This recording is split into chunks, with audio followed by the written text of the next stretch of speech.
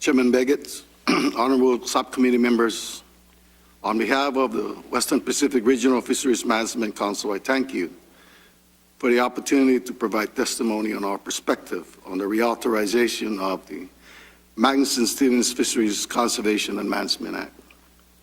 The Council strongly supports improvement to the MSA that will enable the Council to conduct a more effective management and sustainable fishery development of fishery resources in our region. Before I begin my remarks, Mr. Chairman, I would like to call your attention to the attachments in our written testimony. I have one message I want you to take away from my testimony today, and that message is loss, L-O-S-S, and how to reverse this trend. Loss of fisheries, loss of fishing grounds, loss of opportunities.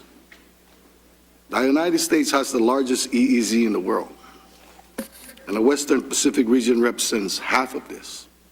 However, only 6% of the seafood we consume is landed by U.S. fisheries. Clearly, there's something wrong with this picture. We have lost a pioneering longline fisheries in the Mariana Islands and the northwestern Hawaiian Islands lobster and bottomfish fisheries. The American Samoa longline fishery, the second largest under Council jurisdiction, is on the brink.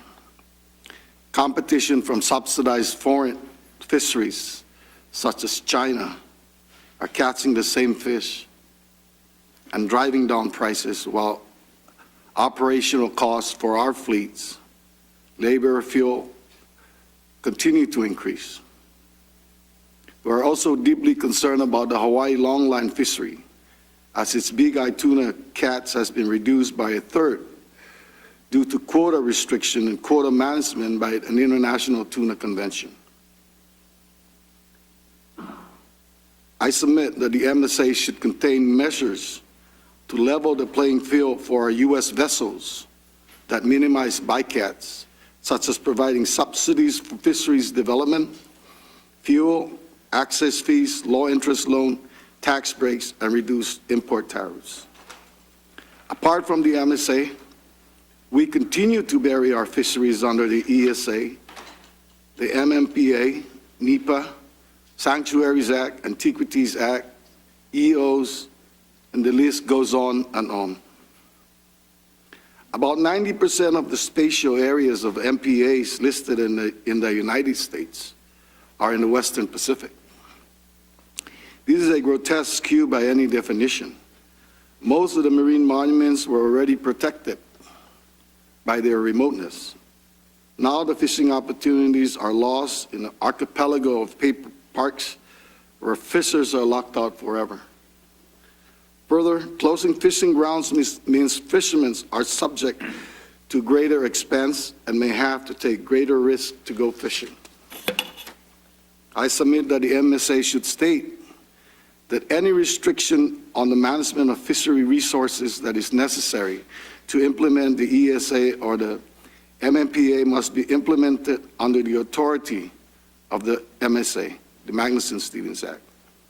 In addition, the Magnuson-Stevens Act should take precedence over National Marine Sanctuaries Act and the Antiquities Act in terms of spatial management of fisheries resources and habitats.